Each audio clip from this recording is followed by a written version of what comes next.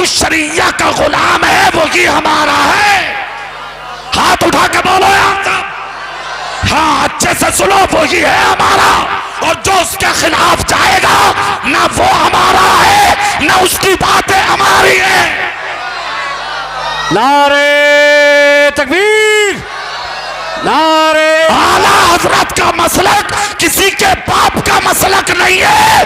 जो गौस का मसलक है वही आला हजरत का मसलक है। जो इमाम आजम का मसलक है वही आला हजरत का मसलक है। जो करबला के हुसैन का मसलक है वही बरेली के आला हजरत का मसलक। सुन लीजिए, और मैं अगर अपनी पे आ जाऊं, सिर्फ कारी इकबाल की सूरत से जानते हो तुम, मैं इलाके में बहुत सीधा हूं, ये भी बता रहा हूं। जैसे चाहता हूं ऐसे आके बैठ जाता हूं, स्टेज पे बोलता नहीं हूं, खामोशी से। कभी किसी से तलब नहीं किया, कभी बोला नहीं, मगर मुझे चढ़ाना मत कभी भी, ये बताए दे रहा हूं। जिस दिन मैं चढ़ गया तो फिर बहुत मुश्किल हो जाएगा काम। उलमा बहुत ध्यान रखें, मनमानी ज्यादा करने की जरूरत नहीं है। हमें चढ़ाना मत, हम बैठे यकीनन एक कोने में हैं, खाना बदोशी की जिंदगी है हमारी, मगर फैले हुए बहुत हैं हम। सोच लियो अच्छे से, हम बता रहे हैं अच्छे बनो, सच्चे बनो, जाहिर में भी मुसलमान बनो, बातिन में भी मुसलमान बनो, और हर हाल में मुस्तफा के गुलाम बनो। जोर से बोलो, हर हाल में मुस्तफा के गुलाम बनो और आला हजरत की मोहब्बत अपनी औलादों की घुट्टियों में पिला दो, और ये कह के पिला दो कि इस्लाम फैलाने वाला अजमेर का गरीब नवाज है और ईमान बचाने वाला बरेली का अहमद रजा खान है। ये दो चीजें अपने जहन में उतार कर रखो, बहुत अच्छे से अपनी नस्लों को पिलाओ। दूसरी, उसी चमन में एक फूल खिला है जिसको ताजु शरिया के नाम से दुनिया जानती है, जिसने सुलह कुल्लियों को बेनकाब किया, चेहरे पे पर्दा डाल के कितनी गंदगी सामने आ रही थी। ये तो करम है बरेली के उस कलंदर का जिसने मैदान में उतर के दूध का दूध और पानी का पानी कर दिया, बगैर किसी की परवाह किए।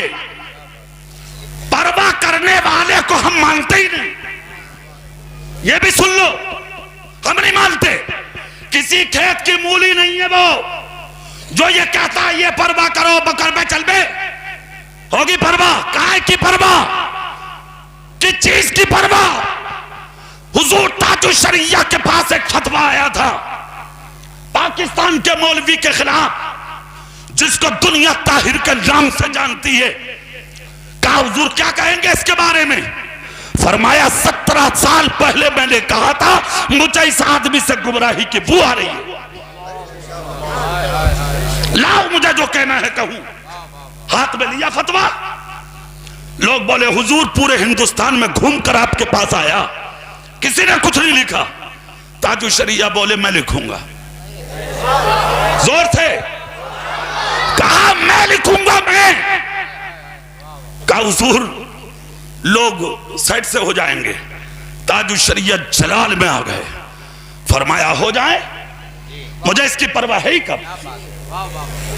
मैं अकेला खड़ा रहूं, मुझे इसकी परवाह है ही कब? और ऐसों को परवाह होती कब है? इमाम अहमद बिन हंबल पर जब जुल्म के पहाड़ तोड़े गए और आपसे कहा गया था लिखो कुरान मखलूक है, ये मत कहो कि कुरान खुदा का कलाम है। इमाम अहमद बिन हंबल बोले नहीं, कुरान खुदा का कलाम था और है और रहेगा। गिरेबान पकड़ के खींच लिया इमाम अहमद बिन हंबल का, कैद में डाला, न खाने दिया, न पीने दिया, न पहनने दिया, न बिस्तर दिया, न ओढ़ने चादर दी, न मुसल्ला दिया। जब आपको कैद में करके लोग चले तो इमाम अहमद बिन हंबल ने कहा सुनो, एक लोटा पानी दे दो, करोगे? कहा वुजू करके खुदा के सजदे ना करूं? अल्लाह अल्लाह, इतना जब कहा तो मुंह फेर के पलटे और पलट कर कहा पड़े रहो, हम तुम्हें पानी का कतरा भी नहीं देंगे। ऐसे वक्त में आदमी चीखता है, चिल्लाता है, कुर्बान जाओ इमाम अहमद बिन हंबल के, मुस्कुराए शेर की तरह। और एक जुमला बोला था, वो सुनिए। कहा खुदा का शुक्र है कि मैं आलिम हूं, जाहिल नहीं, मैं आलिम हूं। कहा फिर? कहा मत दो पानी। क्या तुम मुझे सजदों से रोक लोगे? फ़इल्लम तजिदू माअन फ़तयम्ममू सईदन तय्यबा, मिट्टी पाक है बल्कि पाक करने वाली है। अगर पानी ना दोगे तो मिट्टी से तयम्मुम कर करके खुदा के सजदे अदा करता रहो। नारे तकबीर, नारे रिसालत। सुन लो, रखा कैद में जब निकाला गया तब कौम सामने आई, बड़ी ताकत थी सामने। आकर कहा लिखो ना कुरान मखलूक है। लोगों के जहन में था कैद में रहे, न खाने मिला, न पीने, न पहनने, न आराम, न सुकून, कुछ नहीं। अब तो डर गए होंगे, लिख देंगे। वारे वाह कलंदर, आए है, कहा लाओ लिखूं। उठे लिखने। जब लोगों की नजरें पड़ी तो आपने हर जगह क्या लिखा जानते हो? लिखा खुदा का कुरान अल्लाह का कलाम है। कुरान अल्लाह का कलाम है, खुदा का कलाम है। इतना जब कहा तो लोग बोले अब आप अकेले रह जाएंगे। इमाम अहमद बिन हंबल बोले ये वक्त बताएगा कौन अकेला रहेगा। जब विसाल इमाम अहमद बिन हंबल का हुआ तो उस जमाने में तकरीबन 20,000 या उससे जायद का मजमा आपके जनाजे में था। वही ताजुशरिया के लिए कहा गया। आप फतवा तो लिख रहे हैं, आप अकेले होंगे। क्या कहा था मेरे पीर ताजुशरिया ने? आपने कलम हाथ में लेके जवाब लिखा और उसके बाद कहा अकेला रहूं इसकी परवाह नहीं है, मगर मुस्तफा की मोहब्बत में ना बोलूं ये अहमद रजा की शहजादे को गवारा नहीं है। ये है बरेली। सुन लो, चलते चलते जब तक इनके रहोगे ईमान में ताजगी रहेगी। हाँ, कुछ मौलवी धोखा एक जुमला देकर बहुत देंगे तुम्हें। क्या अगर आला हजरत को ना मानेंगे हम तो क्या मुसलमान नहीं है? यह भी जवाब दे दूं मैं तुम्हें पहले ही। धोखा देंगे। ऐसे मौलवियों को खड़े होकर जवाब देना है तुझे। सुन लो, ये हम बता रहे हैं तुम्हें। कहेंगे तुमसे तुम्हारे इलाकों में इधर उधर जहां तुम बैठोगे तो कहेंगे क्या हम आला हजरत को ना मानेंगे तो क्या सुन्नी नहीं है? मुफ्ती आजम को ना मानेंगे तो क्या सुन्नी नहीं है? ताजुश शरिया को ना मानेंगे तो क्या सुन्नी नहीं है? कल्लू को कह देगा गौसे आजम को ना मानेंगे तो, इमाम हुसैन को ना मानेंगे तो, और किसी को ना माने इसी तरह तो पूरा मैटता चले जाना। तू क्या करोगे तुम? ऐसे लोगों से होशियार रहना है। सुन लो, बहुत होशियार रहना है तुम्हें। किसी के बहकावे में आने की जरूरत नहीं है। बहुत बड़ा एहसान है बरेली के उस कलंदर का क्या 1857 में जब इस मुल्क की सीमा पर कब्जा किया था अंग्रेजों ने, तक़वियतुल ईमान, हिफ्जुल ईमान, तहज़ीरुन नास और महमूदुल हसन देवबंदी का तर्जुमा कि नबी को गुनहगार लिखा था उसने। जब ऐसे ऐसी गंदगी इस माहौल और माशरे के झोली में लोगों ने जब डाली, इस मुल्क की झोली में, तो बचाने वाला उस पुरआशोभ वक्त और माहौल में कोई नहीं था। अगर उस वक्त में तुम्हारी ढाल बन के कोई उठा है तो वो बरेली का अहमद रजा उठा। कोई नहीं था उस जमाने में। आज आसानी से कह देता मौलवी क्या आला हजरत को ना माने तो क्या हम सुन्नी नहीं है? बेवकूफ कहीं के। कभी बंद कोठरी में उलझ मुझ जैसे आला हजरत के शेर से, तो मैं बताऊं तुझे, उलझ हमसे बैठ, कभी पास में बैठ मेरे, तो मैं तुझे उतेल के बताऊं कि आला हजरत क्या है। आला हजरत को छोड़ने की तलकीन अगर माइक पर या स्टेज पर देने की कोशिश की तो हम तुझे उचेलना जानते हैं। सुन लो कान खोलकर, अच्छे से बता रहे हैं हम, आला हजरत को निशाना बनाने की जिंदगी में जरूरत नहीं है। 1400 किताबें लिख के हमारी झोली में डाली है उस मुजद्दिद ने। जोर से बोलो, जोर से। कितनी किताबें? और उम्र 68 साल। रायबरेली का एक पंडित था, उसने 1400 किताबें और आला हजरत की जिंदगी के टाइमिंग को जब एडजस्ट किया था कंप्यूटर पर बैठ के, तो कलमा पढ़ के मुसलमान हुआ और बरेली की तरफ रुक करके बोला, लाखों सलाम हो बरेली के अहमद रजा तुझ पर। जोर से हाथ उठा के बोलो, लाखों सलाम हो बरेली के अहमद रजा तुझ पर। और ऐ सुन्नियों, तुम्हें बरेली का अहमद रजा मुबारक हो जिसने हर 2.5 घंटे के बाद तुम्हें बरेली में बैठ के किताब अता फरमाई। इसका नाम है इमाम अहमद रजा। बोलो जोर से, इसका नाम है इमाम अहमद रजा। और जहां हक बोलने की बात है तो हम बरेली में भी नहीं चूकते। गए तो हो गए सालुट सरजवी में, सिर्फ 2 मिनट का वक्त था। कुल शरीफ के वक्त ये उलमा बैठे, पूछो हक बयानी करने खड़ा हुआ मैं, खानवादे मारेरा शरीफ बिलग्राम बरेली शरीफ और दीगर खानदानों से, खानकाहों से जिस वक्त स्टेज भरा था, कुल शरीफ का वक्त, जब मैंने गुफ्तगू की मुझे 23 मिनट दिए गए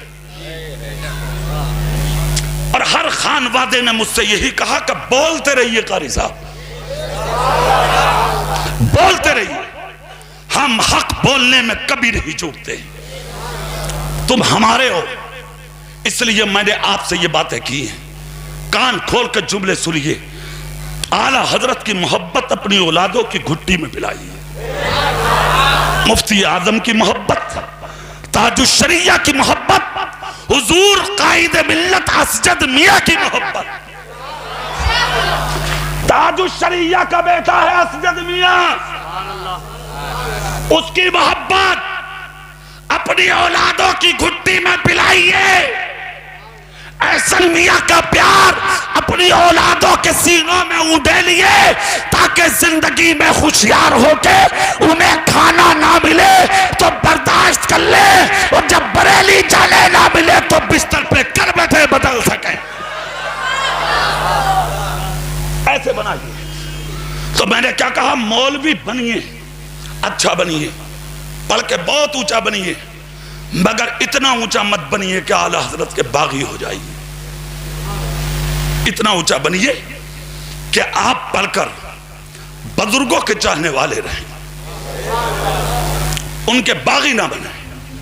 दूसरी चीज क्या कहा मुजद्दिद अल-फिसानी ने, 3 वजहों के तहत हुक्मा था। जब कुरान की बेहुरमती हो तो जलजला आता, जोर से बोलो ना। नंबर 2, जब जमीन पर सफेद दाढ़ी वाले की तौहीन होती है तो भूकंप आता। आप, तुम्हारा बाप भी महफूज नहीं है तुमसे, ना तुम्हारा दादा, ना तुम्हारा चाचा, ना तुम्हारा पड़ोसी, ना तुम्हारा रिश्तेदार।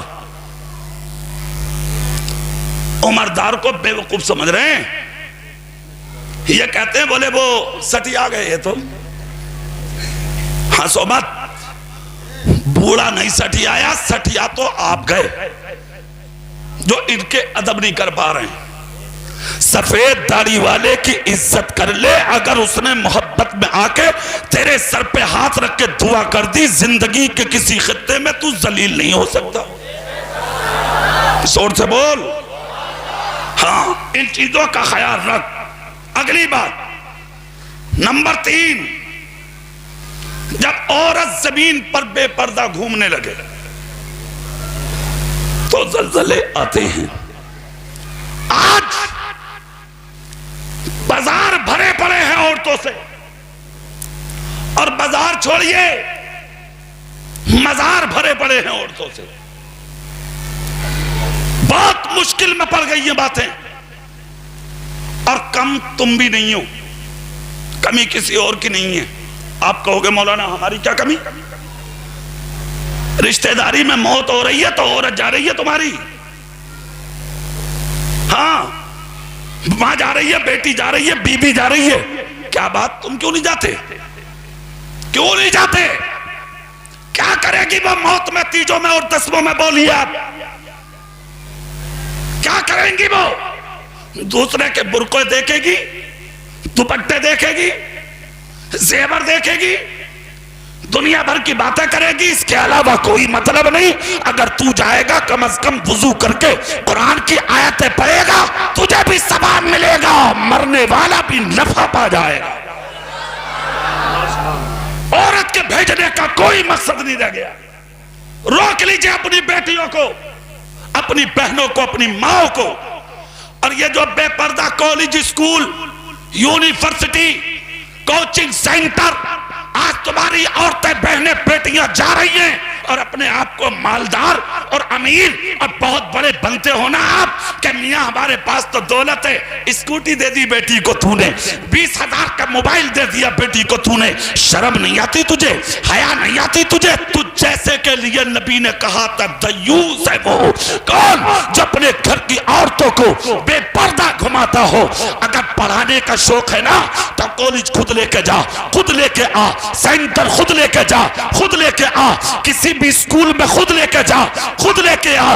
पर्दे का माकूल इंतजाम अपनी बेटी का रख, वरना सोशल मीडिया पर वायरल होने वाले तमाम मैसेजों पर नजर रख। क्या तेरी नजर में ये चीज नहीं आती है कभी कि आज हजारों लड़कियां गैरों की गोद में जाके बैठ चुकी हैं, जो गैरों से जाके शादियां कर चुकी हैं और उनके दिलों पे जर्रा बराबर एहसास नहीं है। मुसलमानों की बेटियां आज गैरों से शादियां कर रही हैं। अपने आप को अमीर और मालदार कहने वाले एक रोटी की जगह आधी खाओ और अपनी बेटियों को पर्दे में रख के पढ़ाओ। यही इस्लाम का मिजाज। तकरीर खत्म हो रही है मेरी, जुमले सुनो, मैं बता रहा हूं आपको। जब तक बेटियों को पर्दे में नहीं रखोगे, जब तक आप कामयाब नहीं हो सकते। जब तक बच्चियों को पर्दे में नहीं रखेंगे आप, जब तक इज्जतें आपके दरवाजों पर दस्तक नहीं देंगी। गुलशन इस्लाम के सहन में बैठने वालों, अल्लाह ने दौलत दी है, मालदारी दी है, शोहरत दी है, इज्जत दी है। इसे गंवाने की कोशिश मत कर। ये नाजायज पैसा खर्च करके उड़ा के तू बड़ा नहीं बनेगा। अगर बड़ा बनेगा तो मुस्तफा की सुन्नतों पर अमल करने से बनेगा। कितनी खबरें हैं आपके पास? हजारों बेटियां चली गई, हजारों बेटियां। अच्छा, यहां कहीं ना कहीं हमारी तो खोट है, कहीं ना कहीं। एक जुमला 1 मिनट में बता दूं, एक बात तुम्हें। एक बुजुर्ग थे, बहुत मुत्तकी, बीमारी, नकाहत, लागत इतने कि कमर झुक गई। घर में और भी छोटे छोटे बच्चे थे, एक बेटी जवान थी, चेहरा मेरी तरफ। घर इतना बड़ी मुश्किल में आ गया, कई दिन के फाके घर में हो गए। बाप इतने कमजोर के बिस्तर से उठ ना सके। जवान बच्ची ने अपने घर में बच्चों को जब भूखा देखा तो बर्दाश्त ना हुआ। 6-7 दिन के फाकों से बेटी टूट गई, घर से निकल पड़ी अकेली, बगैर बाप से पूछे। जैसे ही घर से निकली बेटी, निकल के कहां गई?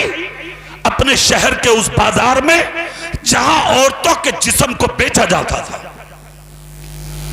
ताकि अपने जिस्म को बेच के पैसा लाऊं और उसी पैसे से मैं अपना घर चला सकूं। ये किया था उस बच्ची ने। चली गई बाजार में, जाके लाइन में लग गई। सुबह से दोपहर हो गई, कोई ना आया। शाम हो गई, कोई ना आया। दिन मुकम्मल हो गया, कोई ना आया। जब कोई नहीं आया तो बाजार में ऐलान हुआ, जिनको खरीदना था वो खरीद के ले जा चुके, जो बाकी हैं वो औरतें और लड़कियां घर वापस जा सकती हैं। वो तमाम शहजादियां वापस आ गई। जैसे ही घर में बेटी आई, बूढ़े बाप ने अपनी बच्ची का कुर्ब हासिल किया, करीब किया अपनी बेटी को और करीब करके कहा, मेरी शहजादी एक बात तो बता दे। कहा क्या बताऊं? कहा ये बता कि सुबह से तू थी कहां? बच्ची रोने लगी। कहा अब्बा जान मत पूछिए। कहा नहीं, मेरी शहजादी बता तू थी कहां? मेरी बेटी बता तू थी कहां? इतना जब कहा तो बच्ची बोली, अब्बा जान घर में कई दिन का फाका था, आप इतने लागर क्या आपके पैरों से और आपकी कमरे मुबारक से उठा नहीं जाता, इसलिए मैं बाजार उसमें चली गई जहां औरतों को बेचा जाता, जहां पर औरतों की बोली लगती है, जिस्म फरोशी होती है। बाप ने इतना सुना, खुदा की कसम गैरतमंद बाप, मुत्तकी परहेजगार बाप बिस्तर से उठकर खड़ा हो गया। बेटी क्या कह रही हो? कहा अब्बा जान भूख ने निकाल कर दिया था, अपनी भूख बर्दाश्त कर लेती, मगर बहन भाइयों का फाका बर्दाश्त नहीं हुआ। इन मजबूरियों के तहत मैं अपने घर से कदम को निकाल के बाजार गई ताकि जिस्म को बेच के कुछ पैसा हासिल कर सकूं और अपने बहन भाइयों की परवरिश कर सकूं। इस शहर में बैठने वाले जिंदा दिल सुनियो, सुनो जुमला सुनो। इतना जब कहा बाप की आंख में आंसू आ गए। बाप ने अपनी बच्ची के सर पे हाथ रख के कहा, मेरी शहजादी सच बोल, सच बोल। क्या उस बाजार में क्या तेरी तरफ किसी ने नजर उठाई? क्या किसी ने बोली लगाई? क्या किसी ने तेरी कीमत लगाई? बच्ची रोकर कहती है, अब्बा जान इसी चीज का तो अफसोस है। कहा क्यों? कहा मेरे हुस्न जैसी कोई बाजार में लड़की नहीं, मैं जैसी कोई हसीना नहीं, मगर हैरत इस बात की है जो मुझसे कम हुस्न वाली थी उन्हें अच्छी अच्छी कीमतों से लोग उठा कर ले चले गए, मगर मेरी तरफ ना किसी ने नजर उठा के देखा, ना किसी ने मेरे बारे में पूछा, ना किसी ने कीमत लगाई। इतना जब कहा तो अब्बा ने सीने लगा के कहा, शहजादी क्या तुझे खबर नहीं है कि तेरी तरफ क्यों नजर न उठी? कहा नहीं। बाप ने कहा, बेटी सुन, अरे एक दिन गई है बाजार में, अगर कयामत तक भी जाके खड़ी रहेगी तब भी मेरी बेटी की तरफ कोई गैर नजर उठा कर नहीं देख सकता, इसलिए कि मैंने अपनी जिंदगी में तुझे कभी कोई हराम लुक़मा खिलाया नहीं है।